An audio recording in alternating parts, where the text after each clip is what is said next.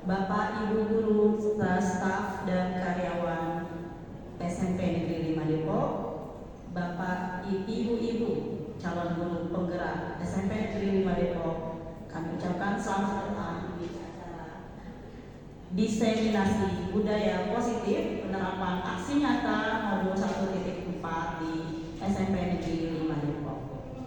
Alhamdulillahirrahmanirrahim, puji syukur kita panjatkan kehadiran Allah Subhanahu wa Ta'ala. Pada siang hari ini kita dapat berkumpul di sini dalam rangka pemaparan atau pembiasan dari materi budaya positif yang kami dapatkan dari Diklat Guru Penggerak. Pada kesempatan ini saya akan memperkenalkan guru penggerak yang akan melakukan pembahasan. Yang pertama adalah saya sendiri, Pipi Hernawati, yang kedua adalah Ibu Lina Hasanah, dan yang ketiga Ibu Peggy Zakia. Kepada ketiga guru penggerak kami ucapkan terima kasih atas kesediaannya melakukan pembahasan. Selamat dan salam semoga senantiasa tercurah kepada Nabi Muhammad SAW, kepada keluarga, sahabat, dan mudah-mudahan kepada kita selaku umatnya yang sampai saat ini insya Allah terus berusaha untuk senantiasa melakukan ajaran. Bapak Ibu, sebelum kita melakukan pembahasan ini, mari kita buka dengan membaca lafaz basmalah bersama-sama. Bismillahirrahmanirrahim. Semoga acara ini berjalan lancar. Sebelum kita melakukan pembahasan, sebelumnya ada sambutan dan pengarahan dari Bapak Kepala UPTD SMP Negeri 5 Depok sebagai pendukung dan pensupport kami sebagai calon guru penggerak. Kepada Bapak Gesit Inder Buana SPD kami persilahkan.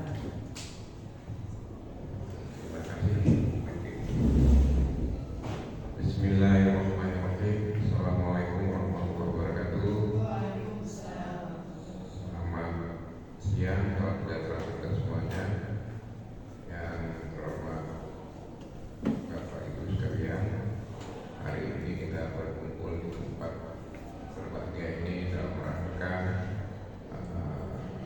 diseminasi praktek baik guru CGP, ya, guru penggerak, di mana SMP Negeri 5 Depok ini ada 3 yang lulus dari guru penggerak CGP. Ini ada Bu Pipi Hernawati, ada Bu Lina Hasanah, dan ada Bu Peggy Zakia. Satu mapel bahasa Inggris, Bu Lina Hasanah mapel matematika, dan Bu Peggy Zakia mapel penjas. Ketiga teman kita ini tentunya sekarang ini lagi mengikuti program, ya, program CGP, di mana salah satunya ingin menyampaikan berbagai praktek baik yang disebut dengan istilah diseminasi.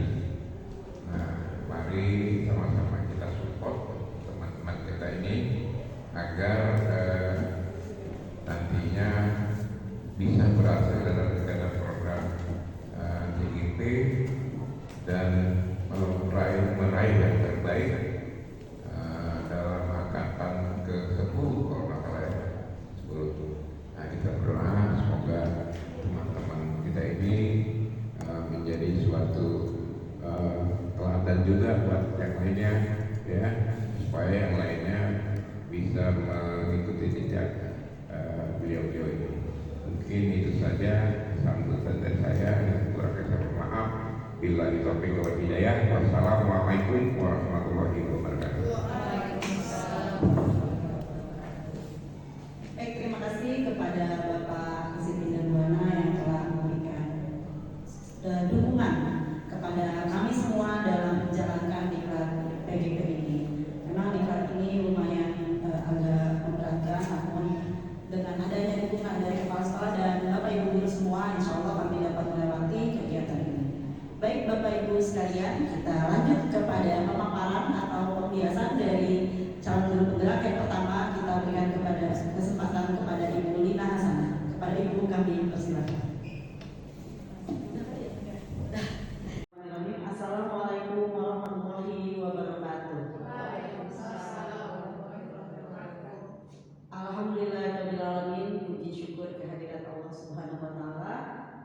Bapak Ibu, terima kasih atas kehadirannya pada hari ini dalam kegiatan diseminasi budaya positif Diklat Guru Penggerak Angkatan 10. Yang terhormat Bapak Kepala PTD SMP Negeri 5 Depok, Bapak Ibu guru serta staf dan karyawan PTD SMP Negeri 5 Depok. Teman-teman semuanya, pada kali ini kita akan melakukan diseminasi budaya positif sebagai salah satu aksi nyata kami dalam mengikuti Diklat Guru Penggerak.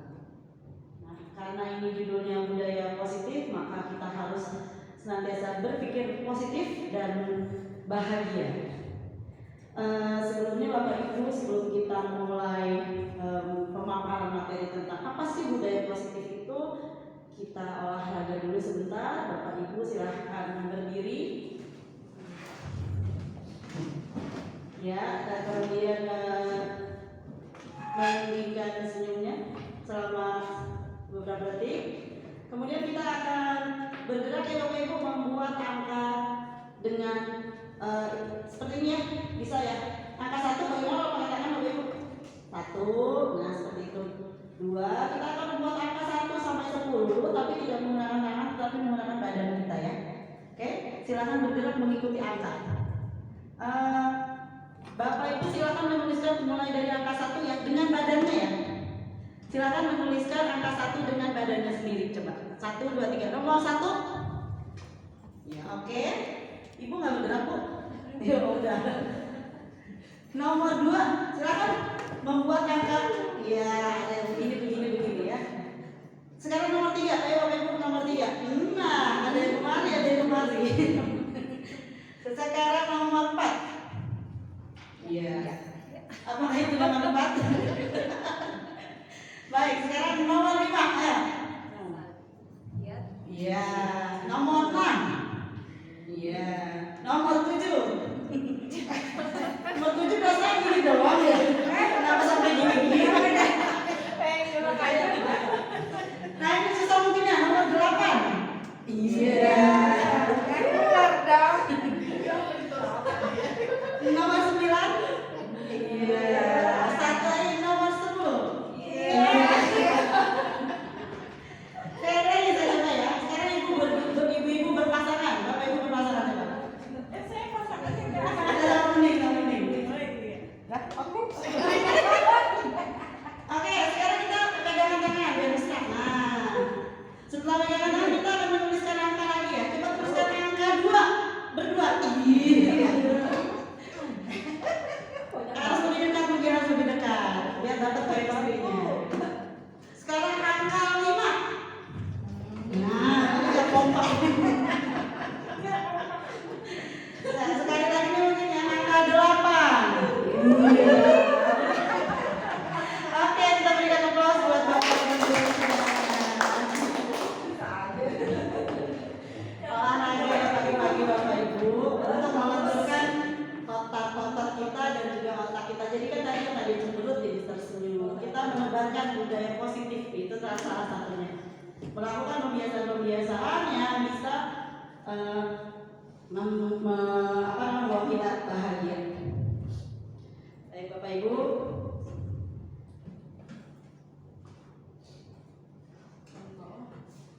Oh iya salah. Kita tujuannya apa sih? Nah ini tujuan dari kegiatan yang adalah kepala sekolah, guru dan warga sekolah memiliki, meyakini dan menerapkan visi-visi atau nilai-nilai kebajikan yang disepakati sehingga tercipta disiplin positif di lingkungan sekolah. Kemarin kita sudah waktu Pak PI ya, kita sudah membahas tentang visi sekolah. Sekarang kita akan menerapkan visi kita dan meyakini apa nilai-nilai kebajikan yang telah kita sepakati sehingga nanti di SMP 5 ini kita dapat menciptakan budaya yang positif.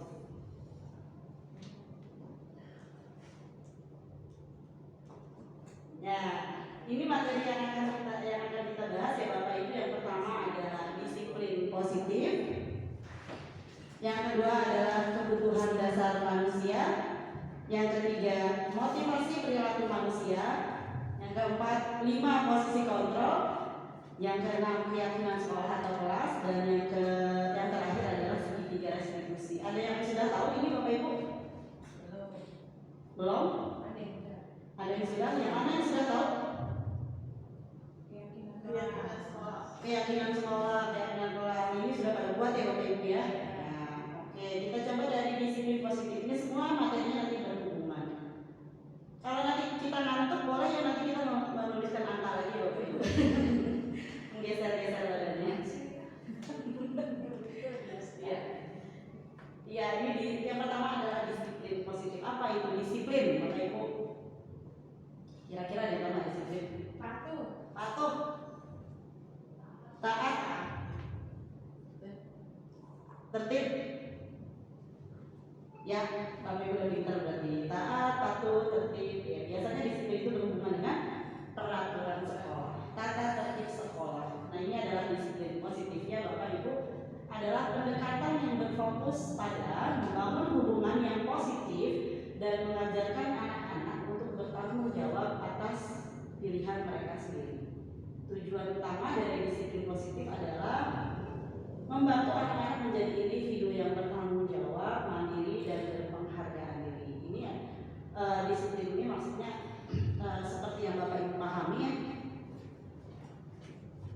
fokus kepada pembangunan karakter, bagaimana cara menjadikan murid-murid kita itu disiplin dengan memberikan budaya positif. Jadi budaya positif itu gini, kita melakukan sesuatu yang bersifat tidak negatif ya. Jadi apa-apa yang kita lakukan, apa-apa yang kita buat, apa-apa yang kita yakini itu positif. Di sini maksudnya menciptakan budaya yang positif. Jadi dari siswa melaksanakan kegiatan-kegiatan yang positif, pembiasaan yang positif, dan di SMK 5 ini sudah terjadi ya, sudah ada gitu. Maksudnya kita bisa contoh seperti kegiatan sambut pagi, itu salah satu adalah kegiatan positif yang menciptakan budaya positif dengan melakukan disiplin positif, sebenarnya seperti itu. Contoh kecilnya. Nah, untuk membuat budaya positif kita harus tahu nih yang namanya nilai-nilai kebajikan.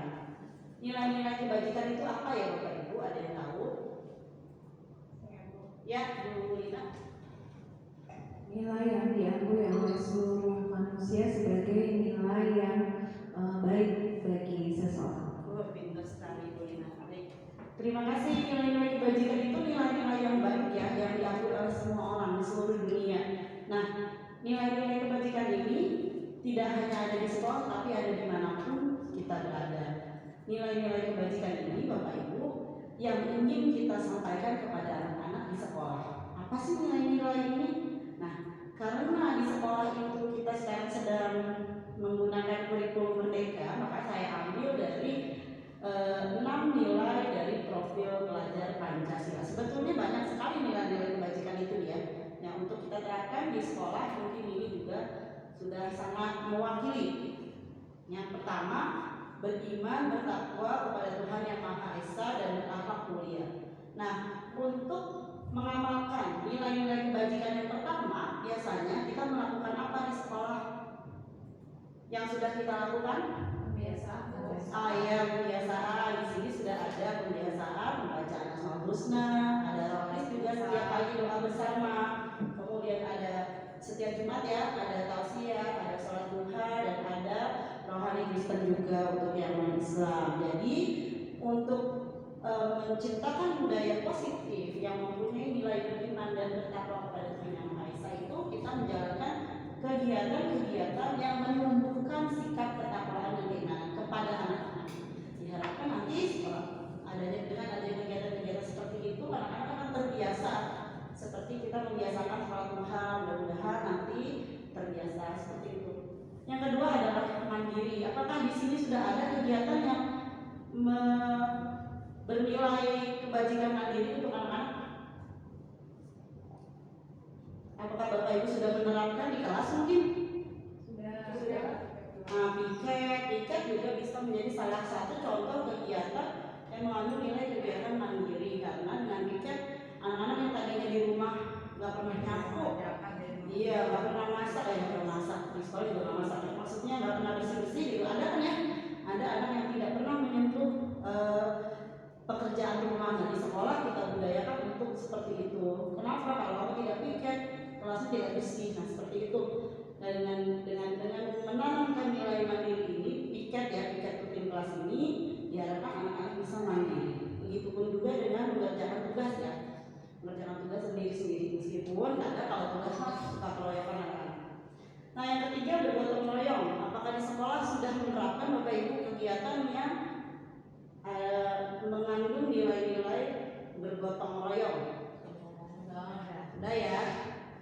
contohnya?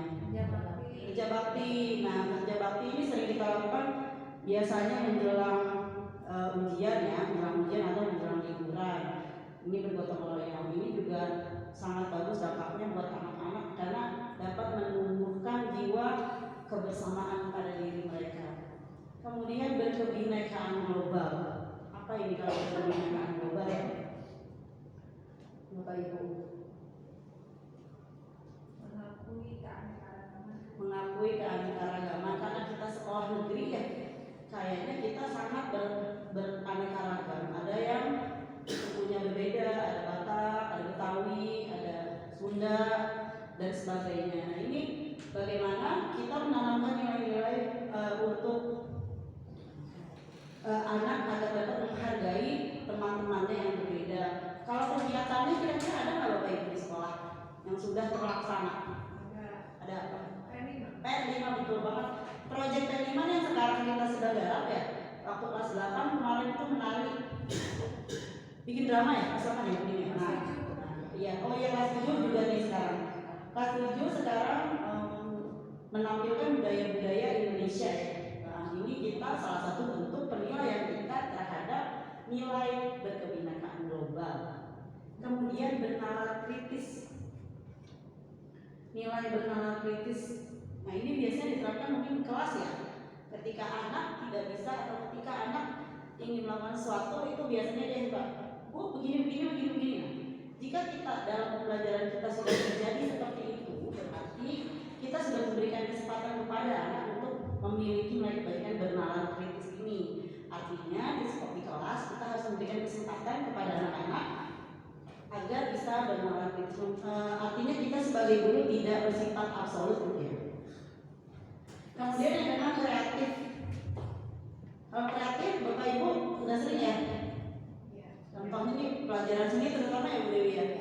Terkadang malah kekreatifan anak-anak itu melampaui guru-gurunya. Kita juga suka dibuat tulis takjub gitu dengan kemampuan anak-anak dalam mengolah sesuatu. Kalau ini biasanya bisa berbentuk produk hasilnya, bisa juga berbentuk seperti sekarang proyek P5 yang sebenarnya itu unexpected ya Bapak Ibu. Kita kita ingin membuat seperti ini, ternyata mereka sudah selangkah ke depan seperti ini gitu ya. Ya, proyeknya kemarin tari itu Bu Dewi ya, itu udah keren banget. Ya Bapak Ibu, itu nilai-nilai kebajikan. Kemudian nilai-nilai kebajikan yang kita terapkan itu didasari oleh kebutuhan dasar manusia. Di Bapak Ibu kita harus paham anak-anak itu mempunyai kebutuhan dasar. Kita juga sebenarnya kebutuhan dasar. Apa yang kita lakukan adalah untuk memenuhi kebutuhan dasar. Itu intinya.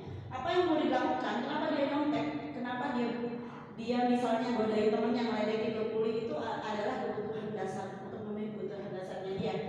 Yang pertama adalah bertahan hidup. Kalau ini semuanya ya, setiap orang pasti melakukan sesuatu untuk bertahan hidup. Seperti kita bekerja juga secara tidak langsung untuk bertahan hidup ya. Ya kan, kita bekerja, kita dapat gaji untuk makan, nah itu berarti kebutuhan untuk bertahan hidup. Kasih sayang dan rasa diterima ini mungkin yang banyak sekali dirasakan oleh anak-anak murid ya Bapak Ibu. Kenapa sih si A itu suka mengganggu si B? Kenapa dia suka ngegodain temennya? Karena dia di rumah tuh nggak punya adik gitu. Jadi nggak ada yang digodain, nggak ada yang nemenin, nggak ada yang, makanya dia usil sama temen-temennya. Nah, itu adalah kebutuhan yang kenapa si anak sampai melakukan ini, karena dia kurang kasih sayang dan rasa cinta dari rumah gitu biasanya. Ini menganalisis kebutuhan dasar ini dapat membantu kita Bapak Ibu untuk menganalisis keadaan anak. Kemudian kebebasan. Anak-anak yang seperti Bang Fabito yang melakukan tawuran dan sebagainya, itu kebutuhannya apa sih? Dia sebenarnya pengen bebas gitu, nggak mau dikekang, nggak mau aturan-aturan gitu ya. Itu dia dalam rangka memenuhi kebutuhan hidup, yaitu kebebasan. Kemudian kesenangan. Kenapa sih Ajis itu suka godain temennya? Ya senang aja dia, kalau temennya nangis dia senang gitu lah. Itu berarti apa yang dia lakukan berdasarkan dengan kebutuhan dasar, berdasarkan kesenangan itu. Kenapa sih kita suka melihat dia jahil sama dia? Anak-anak jawabnya apa ya? Iseng aja Bu, ini aja Bu. Intinya dia pengen bersenang-senang gitu, karena kebutuhan dia untuk itu gitu. Kemudian yang terakhir adalah penguasaan. Nah biasanya anak-anak yang ingin mengekspresikan diri ya, ingin berkuasa gitu mungkin. Ada anak-anak yang gosip ya, mungkin di kelas Bapak Ibu pernah ini ya, dia pun nyuruh dulu ini terus, karena memang dia kebutuhan dasarnya adalah itu. Nah, 5 kebutuhan dasar manusia ini adalah kebutuhan dasar yang bisa kita analisis untuk namanya apa ya? Inilah yang melatar belakangi kenapa anak-anak kita sampai melakukan sesuatu. Ini pun sebenarnya bukan anak-anak aja ya, guru-guru juga. Kenapa sih kita melakukan ini? Karena kita butuh ini. Kenapa sih kita ini? Karena kita butuh ini. Jadi kita nggak ujuk-ujuk balik. Kan belum bangun ya begini. Nggak bisa begitu juga. Kita harus tahu apa sih kebutuhan dasar apa yang melatar belakangi mereka, sehingga nanti kita dapat melakukan yang terbaik buat mereka ya, dengan cara yang tepat. Oke, ini adalah 3 motivasi perilaku manusia. Ada motivasi eksternal dan motivasi internal. Kenapa sih anak-anak melakukan sesuatu itu? Karena dia punya motivasi. Yang pertama adalah untuk menghindari ketidaknyamanan atau hukuman. Nah, ini anak-anaknya biasanya untuk menghindari ketidaknyamanan, karena saya nggak pakai dasi, saya lewat sama gitu. Misalnya itu dia untuk menghindari hukuman. Itu motivasi yang terbanyak biasanya di anak sekolah ya. Ada Pak ini, kita kabur, ada Pak ini. Nah, kalau yang motivasi seperti ini biasanya tidak bertahan lama ya Bapak Ibu. Ketika ada guru yang agak lembek sedikit, ya udah, ibu-ibu nggak galak, tenang aja gitu. Jadi seperti itu anak-anak perilakunya akan kembali seperti semula. Yang kedua adalah mendapatkan imbalan. Nah, ini juga Bapak Ibu mendapatkan imbalan atau penghargaan. Asik, ini saya tahu ini, saya dapat ini gitu. Ketika sudah tidak ada imbalan, ya udah, anak kembali seperti biasa. 2 motivasi ini sebenarnya nggak salah juga, tapi tidak tepat gitu kalau kita terapkan sama anak-anak. Kalau kita kamu sini deh, kalau beli ibu ini nanti dikasih upah. Ketika nanti kita suruh tapi tidak ada upah, itu anak-anak tidak termotivasi. Jadi apa yang mereka lakukan itu tidak dari hati mereka. Jadi makanya mungkin kita miskonsepsi ya selama ini. Kita kasih hadiah biar dia senang, ternyata itu juga tidak menyadarkan mereka. Karena dengan hadiah mereka malah namanya ini mau kasih hadiah, nggak mau gitu. Akan seperti itu. Jadi motivasi mereka untuk melakukan sesuatu karena hadiah atau karena hukuman. Dan yang ketiga adalah dari internal, motivasi internal, menjadi orang yang mereka inginkan dan menghargai diri sendiri dengan nilai-nilai yang mereka percaya. Inilah yang harus kita tekankan kepada murid sebenarnya. Gimana caranya memotivasi mereka agar mereka dari dalam diri kesadaran sendiri. Ada sampah, pungut sampah bukan karena ada guru, pungut sampah bukan karena akan dapat hadiah, tapi memang dari kesadaran mereka sendiri. Ya, maksudnya kesadaran itu yang ingin kita tumbuhkan. Ya, ini ya. Untuk menjadi orang yang mereka inginkan dan menghargai diri sendiri dengan nilai-nilai yang mereka percaya, kita tidak memberikan hukuman atau reward. Meskipun kita udah gemes banget ya kadang-kadang kalau nggak dikasih hukuman gitu. Pemberian hukuman kalau secara pribadi memang karena kita sudah melakukannya, tapi ternyata itu tidak boleh. Hukuman dan reward itu tidak boleh Bapak Ibu. Nah, kalau tadi posisi anak-anak, sekarang posisi guru. Kita sebagai apa nih? Coba Bapak Ibu perhatikan. Saya sebagai siapa ya? Yang pertama penghukum. Penghukum itu ya orang yang kalau ada anak salah dihukum. Apakah Bapak Ibu seperti itu? Kadang-kadang. Iya. Yang kedua membuat merasa bersalah. Kamu ini ya, gitu. Kita ngomongnya inilah menyalahkan gitu dengan ada membuat sedikit drama gitu, gara-gara kamu begini. Nah, sehingga anak merasa bersalah itu terngiang-ngiang. Itu posisi guru sebagai membuat merasa bersalah. Yang ketiga adalah posisi sebagai teman. Nina udah jadi belum? Nah, yuk kita jalan yuk. Nah, itu posisi guru sebagai teman. Adakah Bapak Ibu yang memposisikan guru sebagai teman kepada anak-anak? Nah, yang keempat adalah memantau. Memantau itu posisinya memantau saja ya, maksudnya dia tidak memberi hukuman, tidak apa ya, hanya mengingatkan tentang kesalahan-kesalahan anak. Dan yang terakhir adalah posisi manajer. Posisi manajer ini adalah posisi yang terbaik sebenarnya, di mana kita sebagai guru dalam menyelesaikan masalah anak-anak kita tanya dulu, kita ini dulu.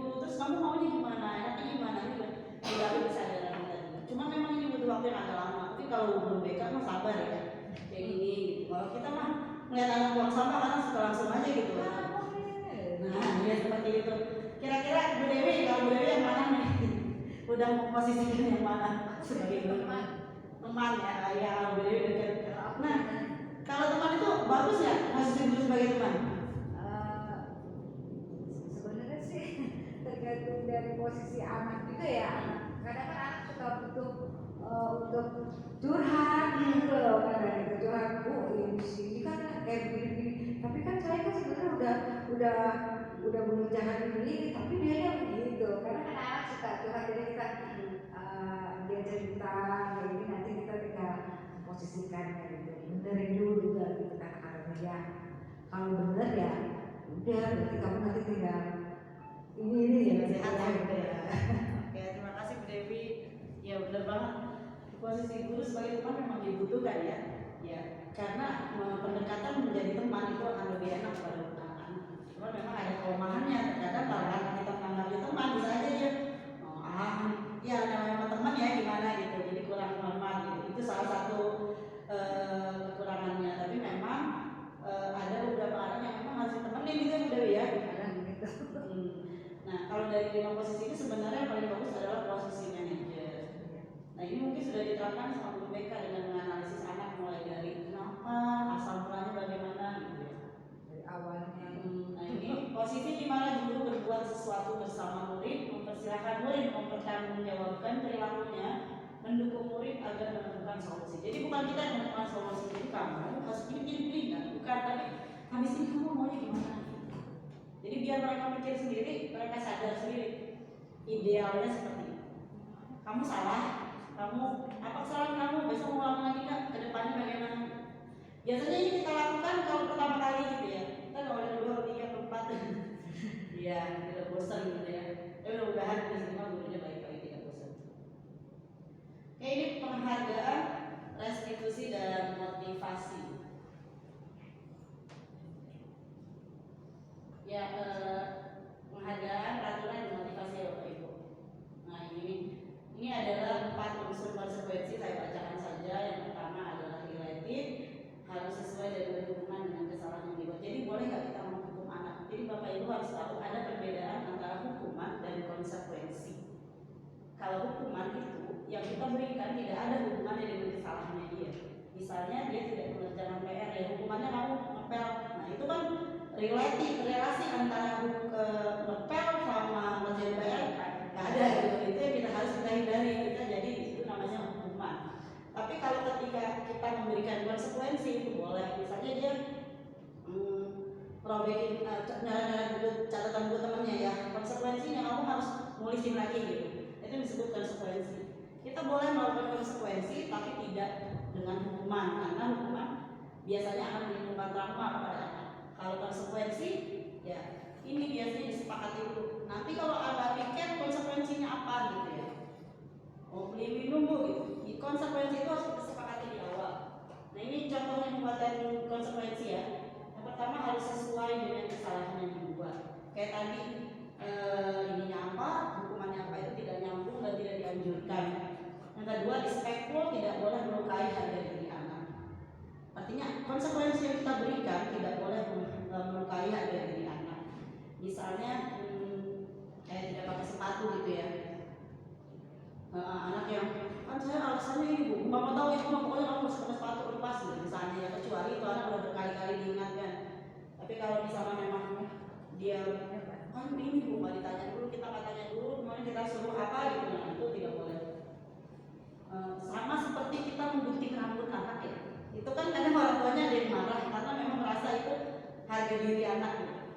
Itu yang kita tidak boleh langsung lakukan kecuali sebelumnya sudah ada kesepakatan. Kemudian reasonable, harus seimbang dan sesuai dengan perilaku dan usia anak. Nah, ini yang konsekuensi yang kita berikan harus sekemampuannya dia. Karena kamu nggak pikir denda 500.000 gitu misalnya, ya Bu duit dari mana ya, dia mana bisa gitu ya. Kita kalau memberi konsekuensi yang logis gitu. Tidak asal-asalan. Yang keempat adalah hak, membantu untuk memperbaiki diri, tidak memberikan efek samping sehingga memberikan solusi. Konsekuensi yang kita berikan kepada anak adalah ya Dengan konsekuensi itu dia akan sadar dan tidak juga memberikan efek samping. Artinya konsekuensi itu konsekuensi yang positif gitu ya. Mungkin ini kalau Guru BK udah paham banget ini. Nah, penghargaan yang terakhir. Kenapa sih kita tidak boleh ngasih penghargaan? Ini alasannya ya Bapak Ibu menurut teori ini. Yang pertama, penghargaan tidak efektif, penghargaan menurunkan kualitas, penghargaan jangka pendek dan jangka panjang, penghargaan merusak hukuman, penghargaan mengurangi ketepatan, penghargaan menurunkan kualitas, mematikan kreativitas, dan penghargaan menghukum. Ini tadi intinya reward atau penghargaan yang kita berikan kepada anak-anak, apapun bentuknya. Walaupun sebenarnya kadang di kelas kita suka ya, ayo kita berikan penghargaan berupa tepukan, berupa apa, itu sebenarnya untuk memotivasi diri ya. Cuma mungkin penghargaan di sini maksudnya reward yang berlebihan, sehingga anak misalnya gini, kita kasih reward buat si A yang si B sedih atau gimana gitu, mungkin itu ya. Jadi penghargaan yang tidak memberikan efek yang negatif kepada yang lain. Lalu bagaimana Bapak Ibu? Nah ini sedikit lagi ya. Kita ada yang namanya segitiga restitusi. Udah pernah dengar Bapak Ibu? Ini mungkin kalau mereka sudah menerapkan yang begitu ya. Adalah tahapan yang dilakukan oleh guru untuk menyelesaikan masalah murid. Ini ada 3. Yang pertama, menstabilkan identitas. Yang kedua, validasi tindakan yang salah. Dan yang ketiga, menanyakan keyakinan. Ini menstabilkan identitas. Bagian dari segitiga ini bertujuan untuk mengubah anak dari orang yang gagal karena melakukan kesalahan menjadi orang yang sukses. Jadi ketika ada masalah, paling kita panggil anaknya dengan melakukan, kita tanya dia ada apa, kemudian kita memberikan apa ya namanya, kita nggak kamu salah ya bandel gitu, tapi kita bilang, oh setiap orang itu pernah melakukan kesalahan, oh gitu. Jadi kita tanya dulu dia kenapa gitu, itu yang disebut dengan menstabilkan identitas. Iya Bu, soalnya begini gitu ya. Kenapa ini? Nah, yang kedua ini validasi tindakan yang salah. Tahapan ini dilakukan berdasarkan prinsip bahwa orang yang melakukan perilaku tertentu adalah berupaya memenuhi suatu kebutuhan tertentu. Jadi kita harus tahu kenapa kamu melakukan ini Ajis. Oh saya lapar tuh, makanya saya ngambil untuk makanan teman saya. Nah itu seperti itu. Jadi kita nggak ujuk-ujuk menghukum anak. Dan di sini di SMK ini sepertinya sudah diterapkan ya, masing-masing guru sudah tahu seperti itu. Jadi kita memang harus tahu latar belakang kejadiannya kenapa gitu. Tidak asal menghukum. Kemudian yang ketiga menanyakan keyakinan. Nah dari sini setelah kita tanya, kita validasi salahnya apa, kita menanyakan kepada anak-anak. Kamu tahu nggak kamu salahnya apa sih? Jangan lama-lama peraturan atau keyakinan yang kamu langgar.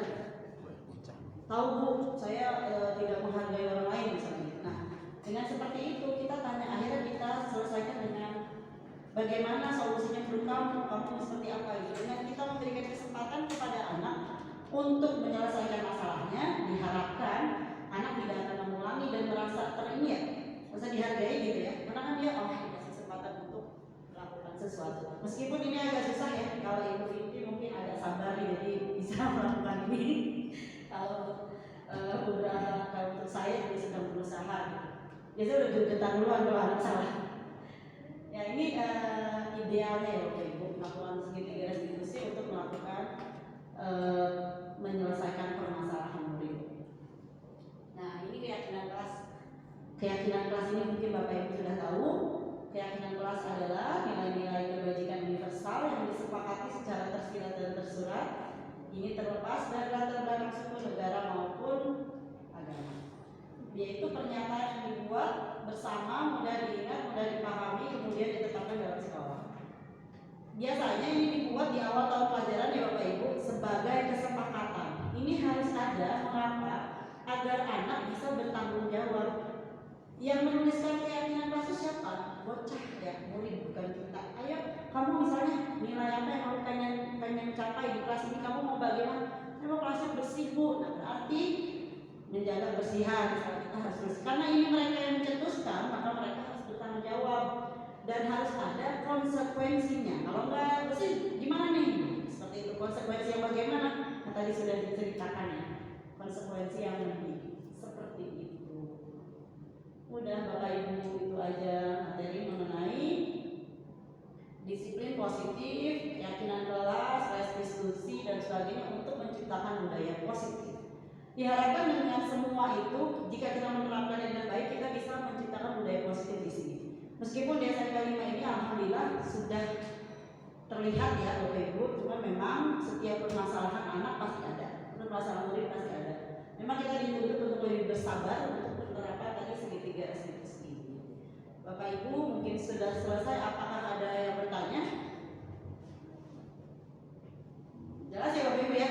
Mari nanti kita praktekkan, semoga bisa kita praktekkan sama-sama di dalam kelas dan di sekolah. Menurut Bapak Ibu, apakah ini bermanfaat tadi pemaparan materi?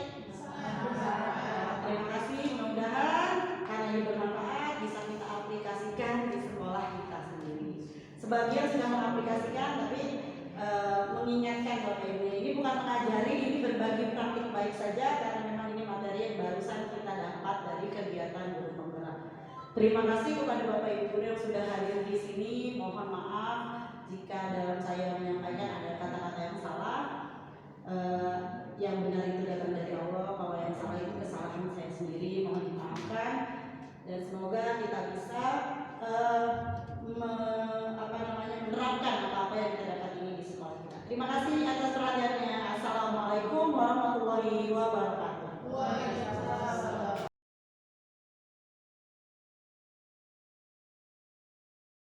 Kalian sudah menandatangani kesepakatan kelas yang akan menjadi keyakinan kelas.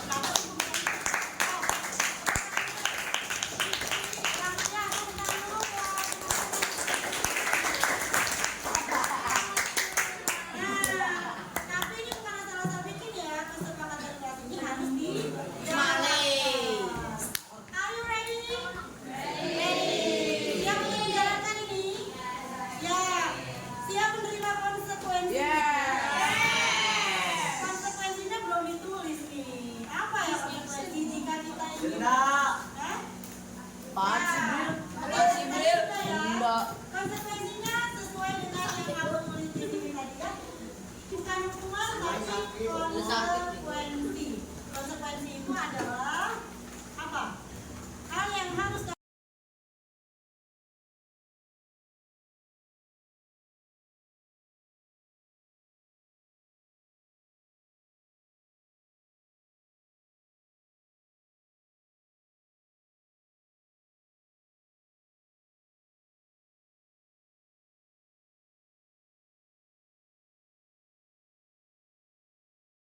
Assalamualaikum warahmatullahi wabarakatuh.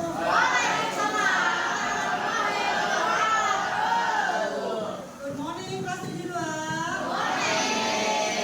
How are you today?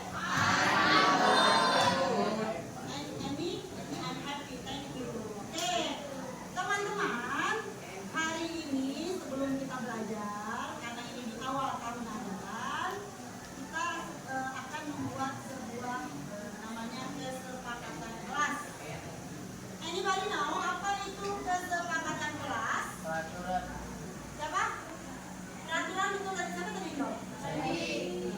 Peraturan kelas itu nggak? Oh ya, kita akan membuat peraturan kelas. Peraturan kayak apa sih? Kalau di sekolah ada peraturannya nggak? Apa contohnya? Ada seragam. Berarti kita akan membuat peraturan untuk di kelas selama pelajaran bahasa Inggris. Bisa? Nah, peraturan-peraturan ini yang membuat adalah kamu sendiri, kita sendiri, kita sepakati sendiri dan nanti akan diapain ya namanya ya? Divalidasi oleh kamu sendiri. Ya, paham ya? Ada nggak sih yang mau bikin peraturan sendiri itu kira-kira pengennya gimana di kelas? Ada mayem tuh. Contoh, yang ada di kelas ada mayem. Bisakah ada mayem di kelas? Bisa. Satu momentum ya. Oke teman-teman. Sekarang kita akan mencoba membuat kesepakatan kelas atau peraturan kelas. Silakan kalian boleh menuliskan, menumpahkan,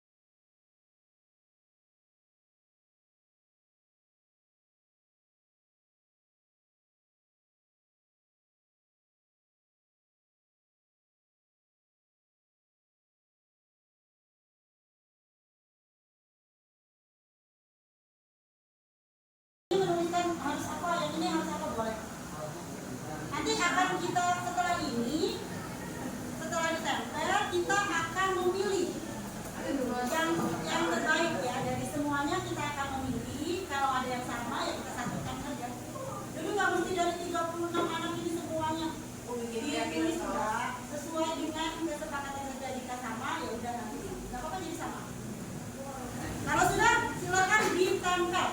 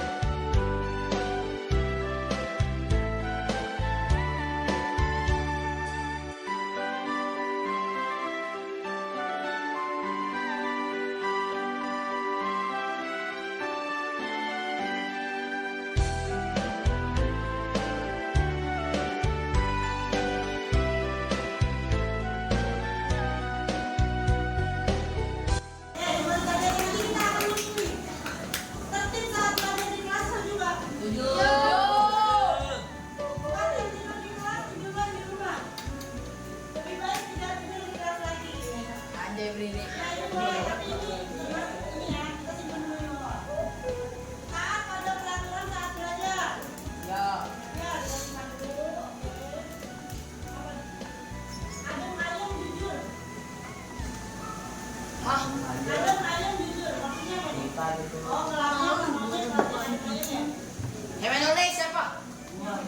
Ibu bisa dulu. Kalau yang kira-kira sama. Rajin kriket agar kelas mesin serupa. Tidak jalan-jalan dan jalan kemana nih, Mak? Tahu siapa sih itu besar? Apa? Disimpan dulu.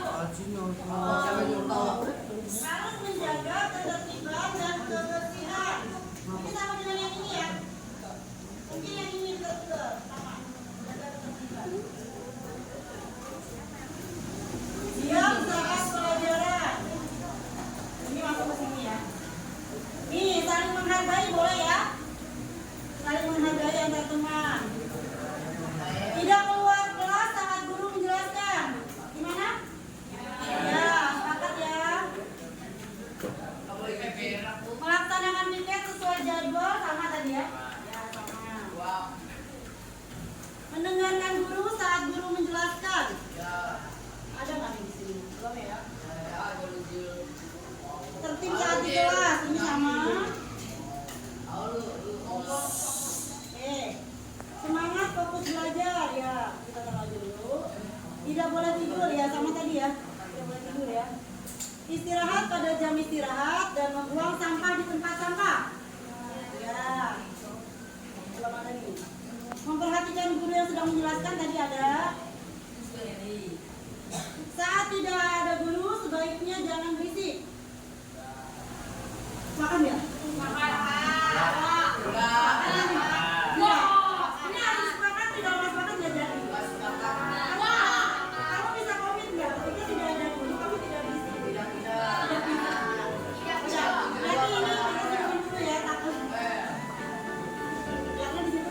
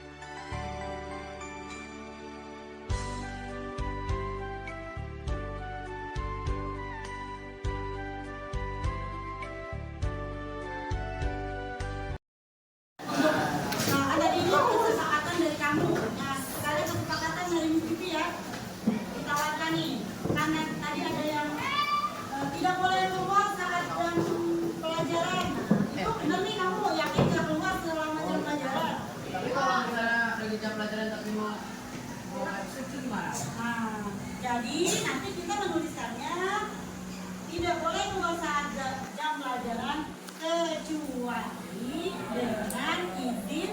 Kamar mandi. Iya, nanti kalau mau pipis nggak tahan ngompol di kelas ya. Siapa yang nulis tuh? Yang nulis siapa? Jadi nanti kita tambah Mali. di sini ya. Silpi. Nggak boleh keluar kelas Silpi lah. kecuali ada izin dari guru. Oke, dan karena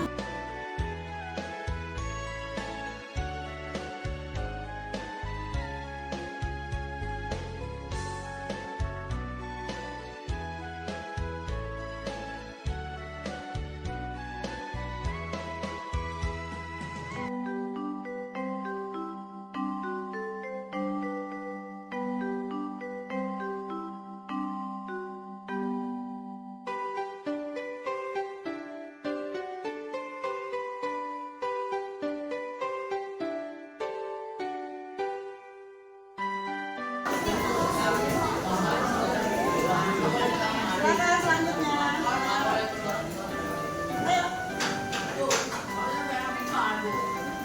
Satu-satu. Ayo sayang.